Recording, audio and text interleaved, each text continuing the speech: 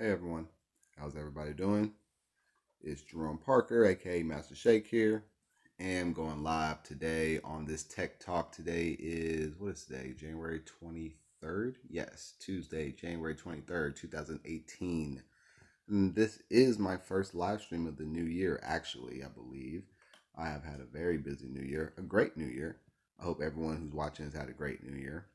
Um, I'm all waiting for everyone to get in. I should have shared this before I went live, but I'll go ahead and just do that now. We're gonna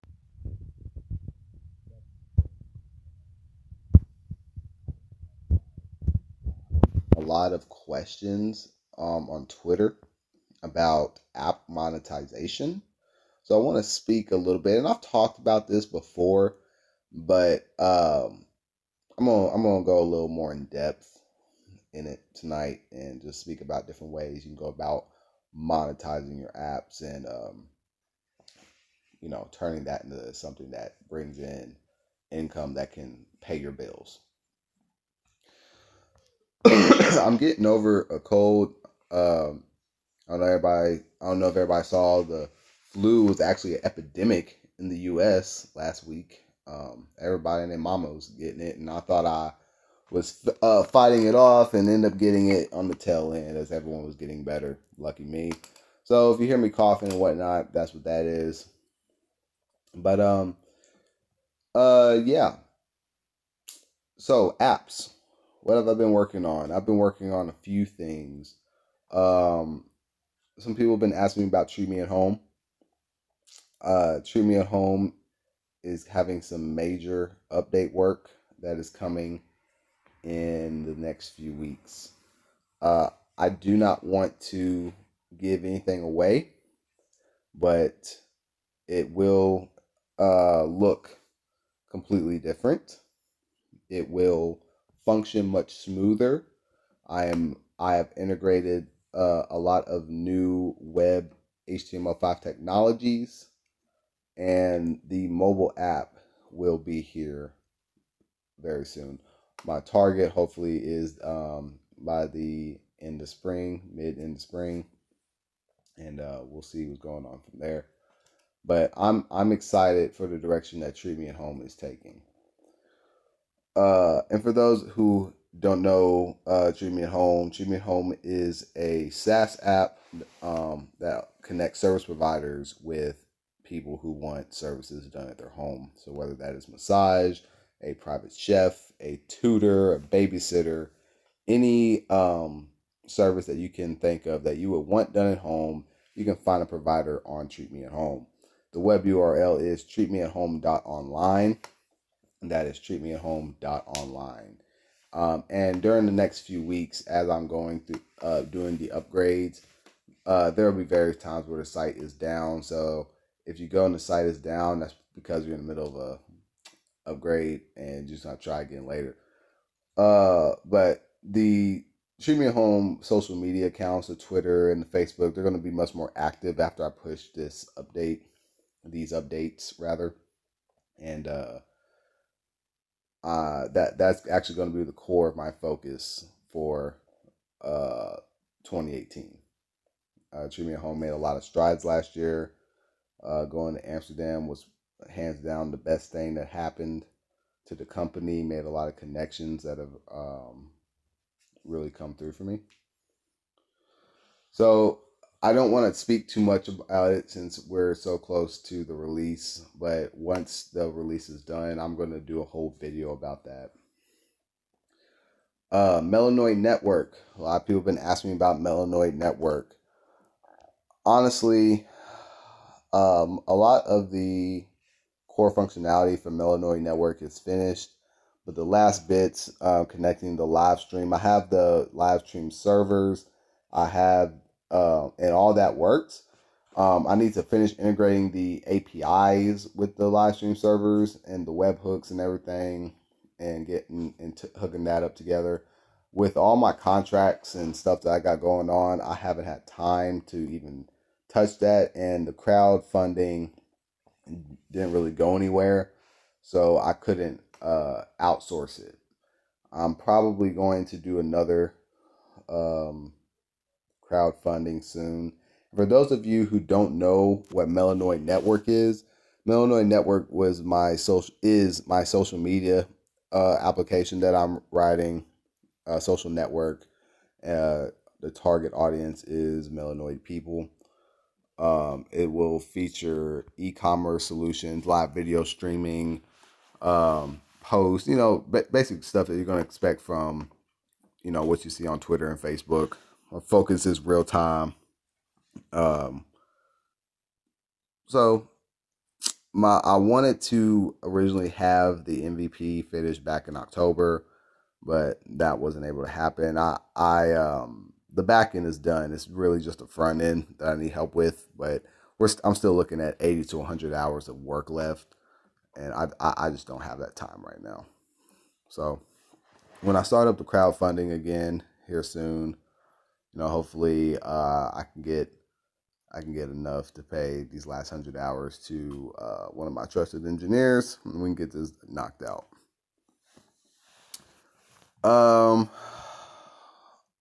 And then of course I have my other couple little mini apps. I have my a non-video chat app that's doing pretty well. I've been seeing a lot of people use it. Funny enough, I've been seeing a lot of people use it over in Europe more than I have been seeing people in America. And that's a non-video chat.space. And basically that app is it uses WebRTC so that you can communicate with someone anonymously across the world, just using an anonymous video link, chat room link.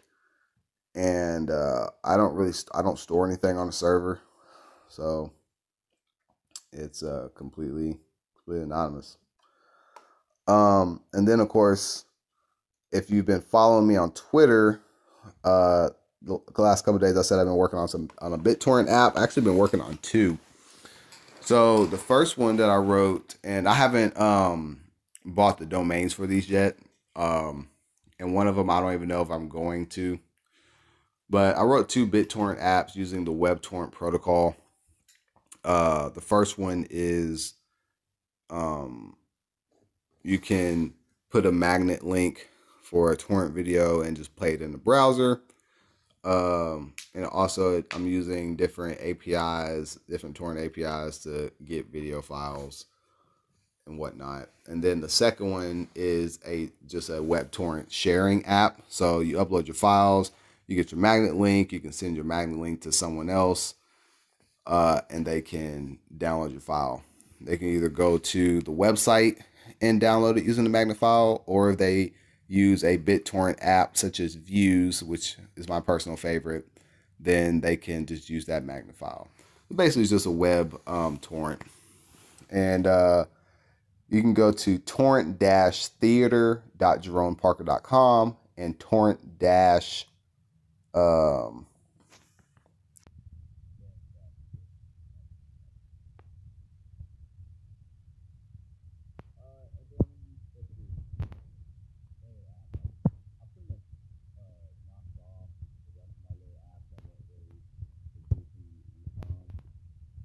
and then of course there's my blog, jeromeparker.com. I have a whole bunch of articles in draft form that I need to edit. Volume is out. Okay, hold on one second. All right, can you hear me? I think I have my hand on the volume. Okay, yeah, I have my hand on the microphone. My bad, bro. What was I saying? My blog. Yeah. I have a whole bunch of articles that are in draft right now. I need to edit them. I have some tutorials on. I have some HTML5 tutorials. I have some video recap videos, whatnot, that I need to finish. And then I'm also going to be spending more time trying to integrate my live stream on my website. So I really want people to go to my website. Like right now, if you go to jeromeparker.com/livestream, I I basically just embed my YouTube live in there. But I actually have RTMP servers, which is the real time media protocol, which is actually what YouTube is using right now to do this live stream. So I actually have those same kind of servers, and I actually rent them out to other people. But the people that I rent them out to already have big fan bases. So I don't really have the fan base yet to really justify going straight on my RTMP servers because my brand's not big enough. But ultimately, I would like to leave YouTube to be on my own architecture. But that probably won't be till next year. But I'm just letting you guys know my long term plan. My long term plan is to migrate over to YouTube. I mean, I'm probably or off YouTube. I'm probably still gonna upload my archive videos, but my live streams are gonna be on my website. Uh, and then lastly, which is still related to the website, my ebook from noob to artisan. For those of you who aren't aware, I'm doing a web series it's called From Noob to Artisan, and it's Laravel/Vue.js crash course for people who've never learned how to code, who want to enter the web development industry with a heavy focus on entrepreneurship. So while I still think it's good to have the skills to enter the workforce, I think it's equally as important when you're teaching people to learn how to code.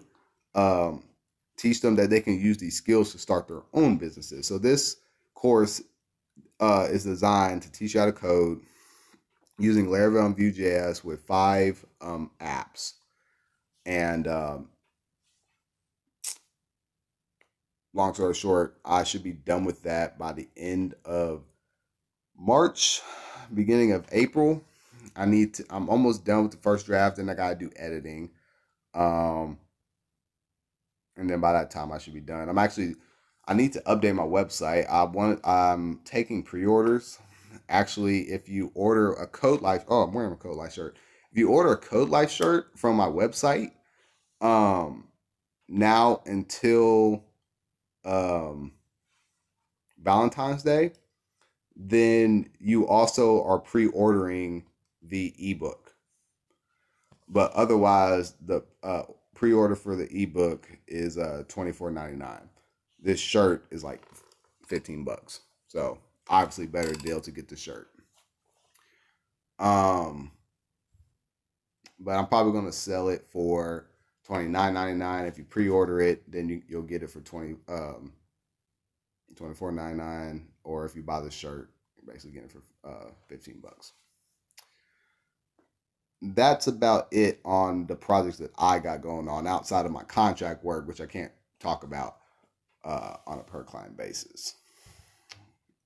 So, the other part of the conversation that I wanted to have today was I've been getting a lot of questions from people about app monetization. They're hitting me up in my DMs and saying, "Hey, I have this app. I read your blog article why you gave up 6 figures to pay your rent, and I'm really interested in monetizing my apps so that I can do other things and live a more uh, economically free lifestyle."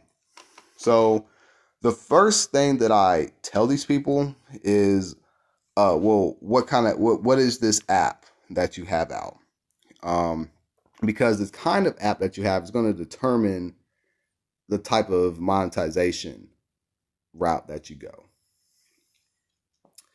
So at a high level, you can monetize your app through advertisements / product promotion, subscription model, or in-app sales.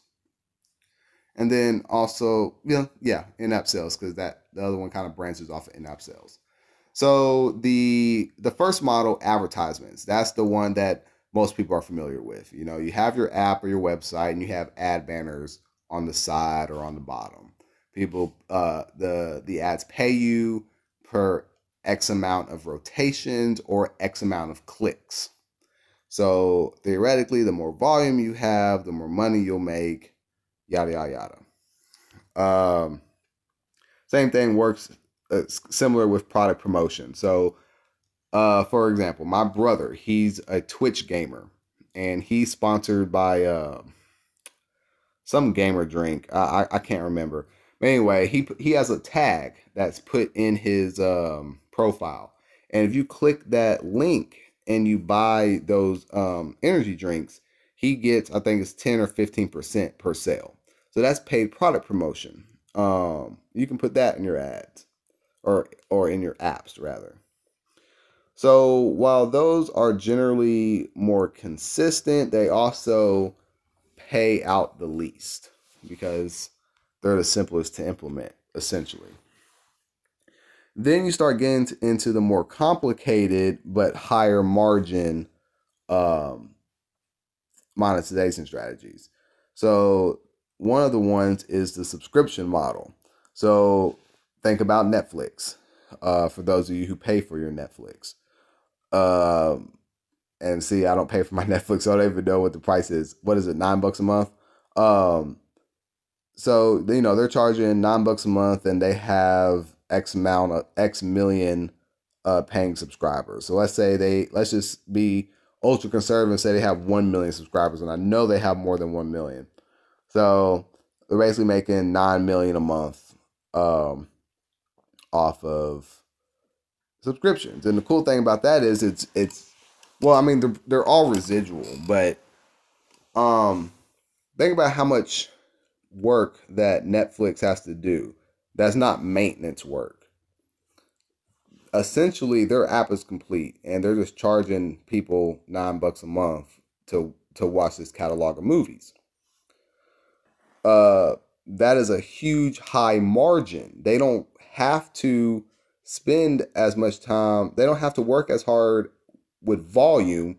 Where with so like with ads, right? So with ads, you have to get new people or the same people coming to your site all the time so that you have more ad time. And the more time that the ads are being viewed, the more money you're making. But with Netflix, if you watch Netflix 10 times a day or 10 times a month, or you watch it 130 times a month, that you're still paying the same $9.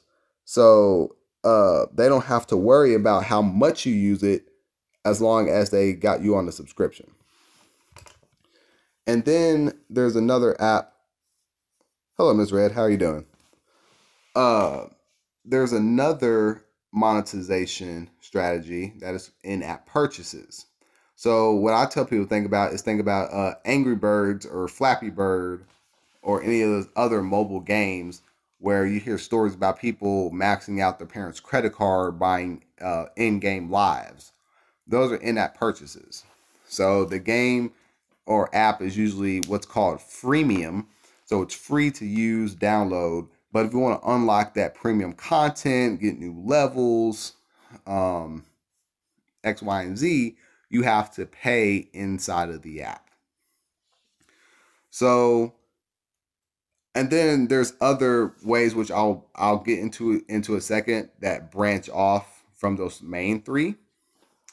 So whenever people ask me how should I monetize their app, or how should I monetize my app, I tell them, well, what kind of app do you have? Uh, if you have a app that's like a door delivery service, like a Blue Apron type thing, right? Um, what is it? Let's say it's a candy app, so people can log on to this website and they can select their candy package, and every week, month, year, however they decide how often they want to get their candy delivered, that candy package is shipped to their door. That's what a door delivery service is, for those of you who aren't familiar with Blue Apron. So on this candydoordash.com, you charge people I don't know, let's say $10 a month. You charge people $10 a month to use Candy DoorDash. They can choose five, not five candy bars, that's really expensive. 10 candy bars in a package, and it comes to their door. That would be a subscription based model. And what you could do with that, in addition, is have tiers. So you don't just have that one. You have the $10. That's like the minimum package, and then you can have like the candy junkie package, which is $35 a month, and you get 40 candy bars. Or you can have the ultimate food junkie package, which is $99.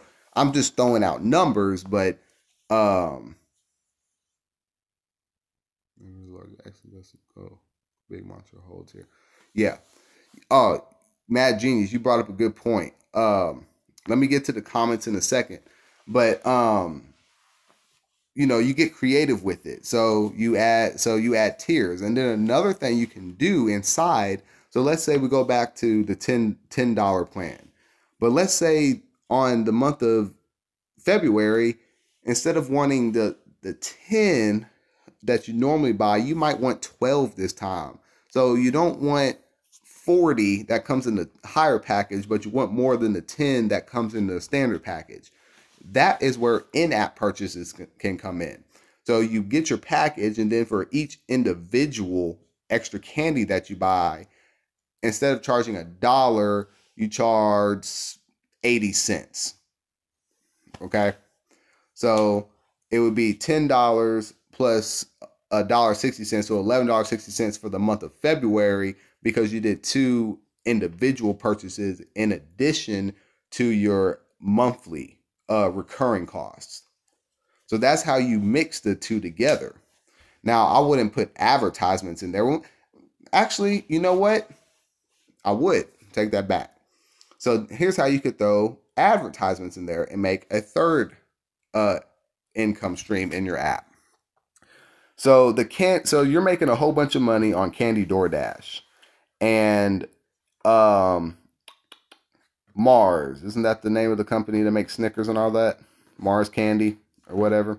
Anyway, Mars Candy comes to you and is like, "Hey, we really, really, really like your site. We want to advertise our premium product on your site." So then what you do is you charge Mars based on a impression model. So you're like, okay, you give us $10,000, and we'll make sure you get 150,000 impressions on our website. And if people click on your ad, then we'll give you an incentive. We'll give you an extra. Well, they'll get 5% off or something like that. Give people an incentive to buy your candy for their new package. And that's how you can incorporate the three. So it's actually an inverse. So instead of you getting a monthly check from the advertisers, you do it up front, and you become the advertising platform. So that's how you would incorporate the three main monetization strategies inside of your app in that particular example. But each app is different. Now let me see. There's some people who are commenting. So we have from Misread, I have a few ideas for apps, but I'm not techie at all. LOL. Just always have good ideas with no idea what to do next. So what I suggest, if you're serious about getting those ideas up and running, is one of two things. If you have the capital, then connect with an engineer on Fiverr or Upwork, come up with a design plan for your app and pay to have your app done. And that way you can retain ownership and get it done quickly and have something to present to a VC. Or if you want to go to organic route, you can just put it out yourself. If you don't have the capital, then what I suggest is that you shop around for an engineer who is willing to partner and do the app in exchange for equity. Um,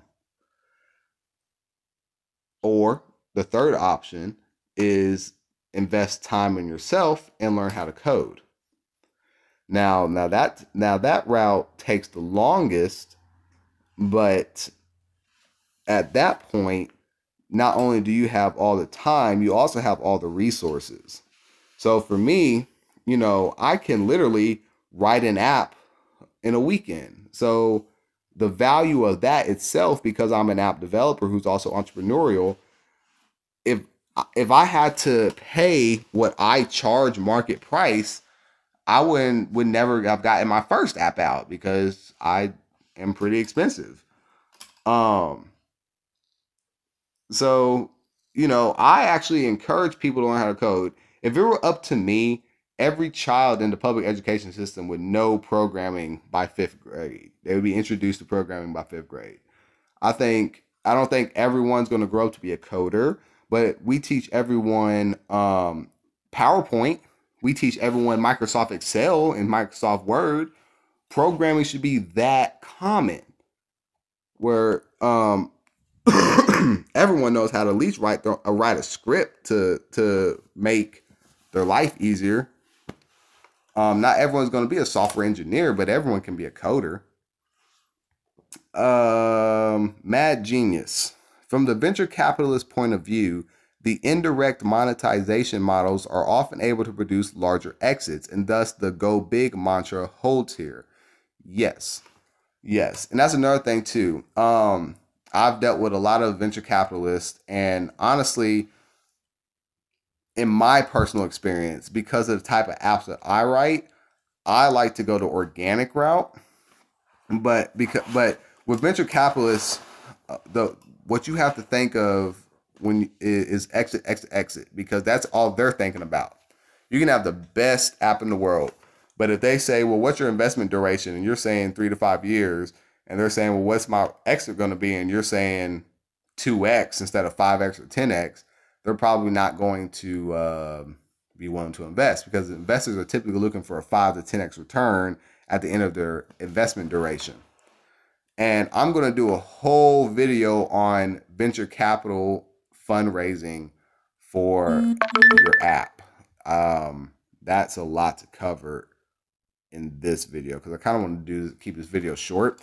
I want to keep all my videos under 45 minutes, I think, for my live streams, just because I tend to ramble. And while it's cool for the live stream because I have people participating and talking with me, on the playbacks, I don't want to just be rambling for a long time.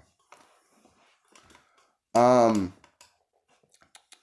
so the subcategories of the main three monetizations, you have um, what I call or what a lot of people call the Uber model, which is also called the sharing economy.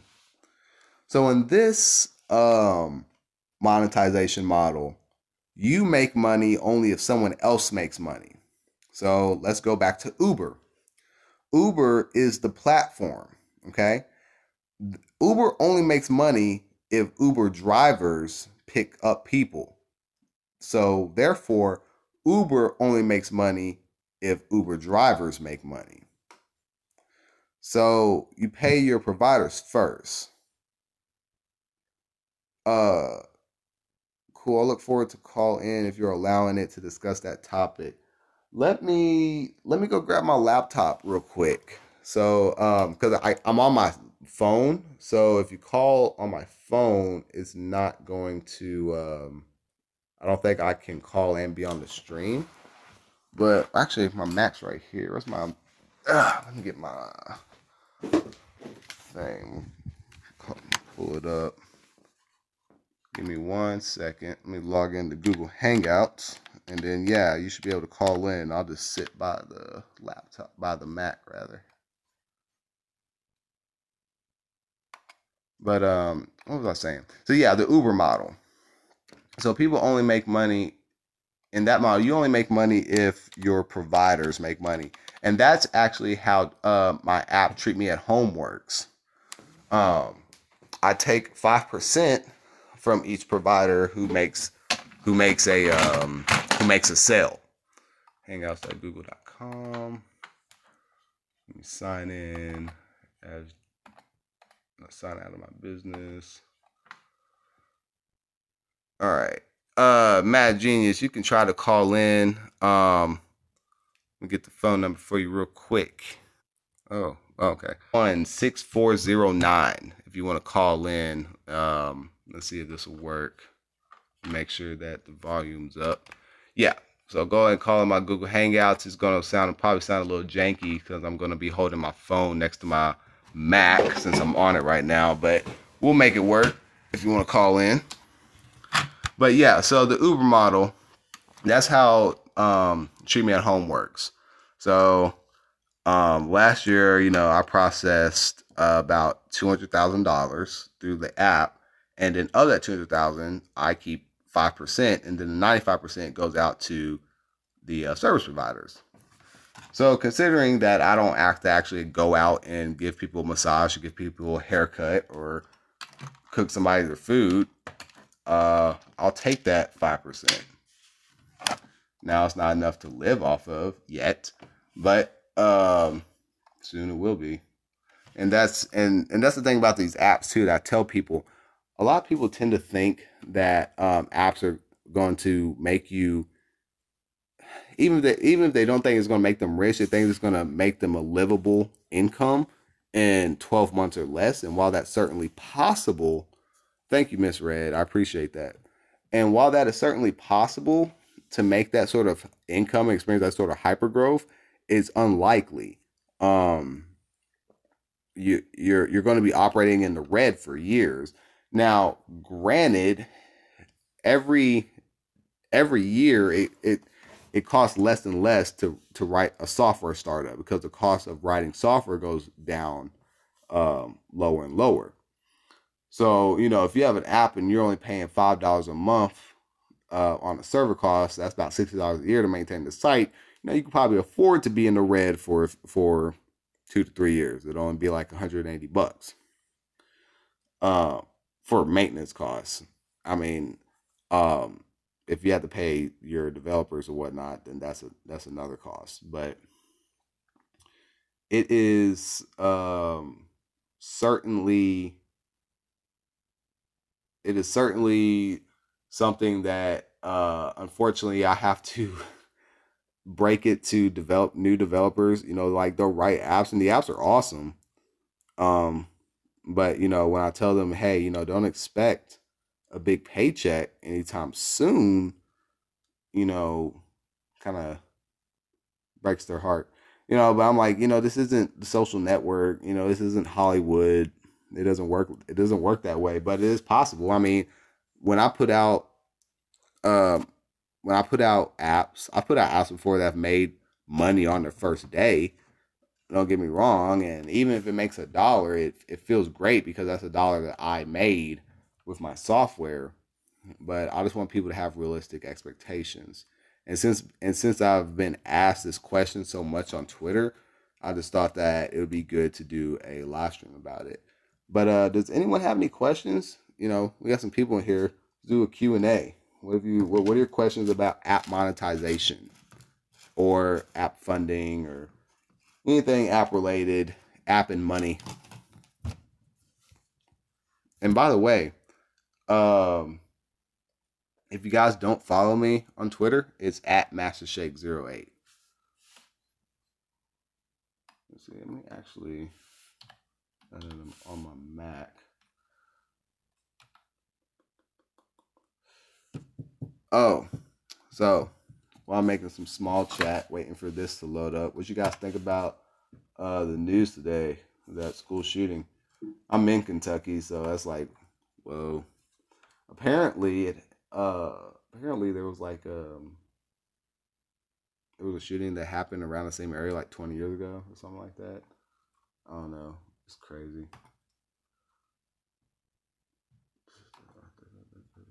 Creator Studio. Matt Jeans, were you going to call in? Where should I begin to learn about to make apps, mobile apps? Oh, wait, I'm sorry. Before I get to that question, Miss Red had one above you. What's the average amount of capital needed? I'm guessing it depends on the app. It does depend on the app, but at the end of the day, most firms are going to bill you on the amount of hours it's going to take to do your app. So you're looking anywhere between 150 and 300 hours. Um, okay, Mad Jeans, I'll give you the number in a second. You're looking anywhere between 150 to 300 hours. So if a firm charges you anywhere from 75 to 150 an hour to do the site, then you're looking at, let's see, 75 times 300, $22,500 on the high end, on the low high end, and on the high end at 150, you're looking at $45,000. So people tell you anywhere from 20 to 60,000. That's why I tell people it's actually probably worth either finding someone who's going to do it with equity. But here's the thing about finding someone to do it with equity. It's really, really, really hard. It's really hard to find someone to take equity who's going to share the passion of your vision unless you made the idea with someone. Unless it's an idea that two of you made together, it's hard for you to find someone who's going to have the same passion as you. Especially in the case that they're going to work for equity, which means they're going to be working for free, essentially. So keep that in mind. And that's also why I advocate just learning how to code. Because here's the thing, if you learn how to code, even if it's crappy, as long as the functionality is there, you can find somebody who will either pay to get a real MVP up, because investors invest on the idea. So as long as you have the idea of something that they can see, people try to make this stuff really flashy for the MVP, or when they're trying to find a venture capitalist and not knowing that venture capitalists are more concerned about the idea. The people have gotten millions of dollars and haven't even put out an app yet. Like basically getting $1 million off of drawings. So just something to keep in mind. Hi, Ginger2122. How you doing? Dax Palmer said, where should I begin to learn to make apps, mobile apps? So, do you plan on going native, or you plan on going hybrid? Do you want to do Android? You want to do iOS? I tell people, I'm old school because I'm a native developer, but I do hybrid development. But for like apps for my personal use, I like to do native development. So I would probably tell you to learn Android. I like to do Android. So Java. But otherwise I would say use Ionic for hybrid development, or React Native for hybrid development. And as far as going about learning, YouTube, just if you go to Google's YouTube channel for their Android development, that's perfect. You just follow that. Khan Academy, not Khan Academy. What's the dude's name? I have to find it again and put it on my playlist. I'll put it on my programming playlist. There's this one dude. His name is escaping me, but he's got really good videos across the programming language sphere. But I mean, honestly, YouTube, because I watch I like watching people code. That helps me learn faster. So I would just say just use YouTube. Ginger says they use HTML, JavaScript, and CSS to make apps. That's what I was saying. Hybrid apps, Ionic, stuff like that. Mad Genius said that he's on his mobile phone watching, so he didn't catch the number. My bad, bro. The phone number is 502-791-6409. So feel free to call in. Anybody, 502-791-6409. And yeah. Oh, low battery. That's not good. Let me go grab the charger, because that would suck. Oh, you're calling as soon as I grab the charger. All right. Hello? Hey, how's it going, bro? Hey, bro. How you doing? Can you hear me? Yeah, I can hear you fine. Pretty good, man. People on this. if you want to also show our support as well. I appreciate it, bro. I really do. I'm trying to be more consistent with it, between my contracts I got going on, because I got like 3 different clients at any given point in time, and then I got 2 kids and a wife, so I'll be exhausted. But yeah, I'm trying to really be more consistent with the Tuesdays and Thursdays, and I just dropped my charger. That's what's up. And then Yeah. I'm gonna starting Monday to get back on the actual coding tutorials, because I do like, and I know that people like my tech talks and they like the general knowledge, but I think having people see my coding tutorials would definitely help bridge the gap, because I've also noticed that a lot of people are still still having that what's the word, they're shying away from actually getting into the coding, Right. and I just don't want people to be scared. It's not a scary thing. It's actually very, very, very fun. Oh yeah, definitely. I don't think people should, feel the, exception of like failure, because you're gonna always like have that issue where you feel like you're not getting enough wisdom out of it. But as long as you have that initiative and that drive, like for me, like I was just like I didn't have my really breakout until like into like the programming world, and like actually earning a job. If someone like want to earn a job as far as coding, like I just took the initiative to like like you mentioned, like watching YouTube videos and just getting involved with the community in itself. Because I don't know if a lot of people are here on watching online, but Louisville, I feel like Louisville has like a real good developer community. Yeah, are you on the are you part of the Louisville hackathon groups? Um, which hackathon? I know the Civic Data Alliance Yeah, is. Civic yeah, are you part of the CDA? Yeah, yeah. Well, I didn't renew my membership, but like 2 years ago, I went to like a couple events. Yeah, Um, I'm on there. I actually, yeah, I actually got accepted to the Derby hack coming up next month, so I'm Yeah, gonna go yeah, to that. yeah. They've been asking. I'm on their Slack channel because I went to the hackathon last year, and they've been asking me to come down. I've that's another thing I want to do is start coming back down to Louisville more often. 'Cause I want to Okay. start doing some meetups and stuff down there. Yeah, Um, man, there's a ton of meetups out here. I was like always trying to find time to go out in there, and that's another thing too. Like I feel like some people like they should value their network when you try to come into this, industry.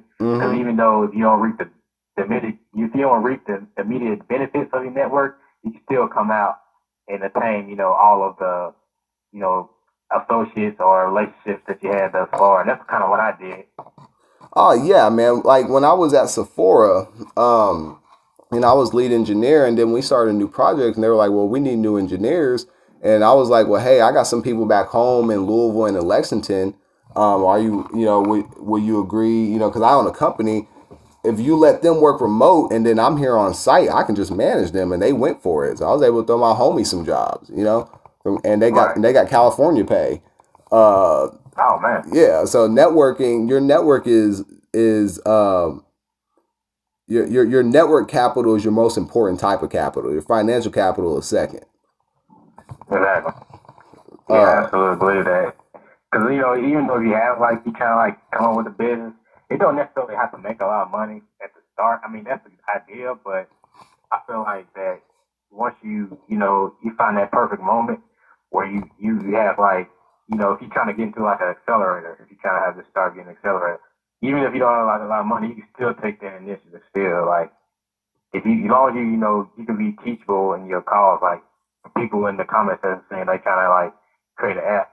Well, they got to be like if you're looking for a capital, you gotta have like it make sure it's teachable for your investors so they can learn and grow with the business as well. exactly. Exactly. There's lots of baby steps. And what I was telling, I was talking to one of my followers from Nigeria, and we were DMing each other, and he was asking me, what's the quickest way to get where he can be making like $4,000 a month on his app. And Mm-hmm. I'm like, well, what's your monthly cost? What's your monthly living cost right now in U.S. dollars?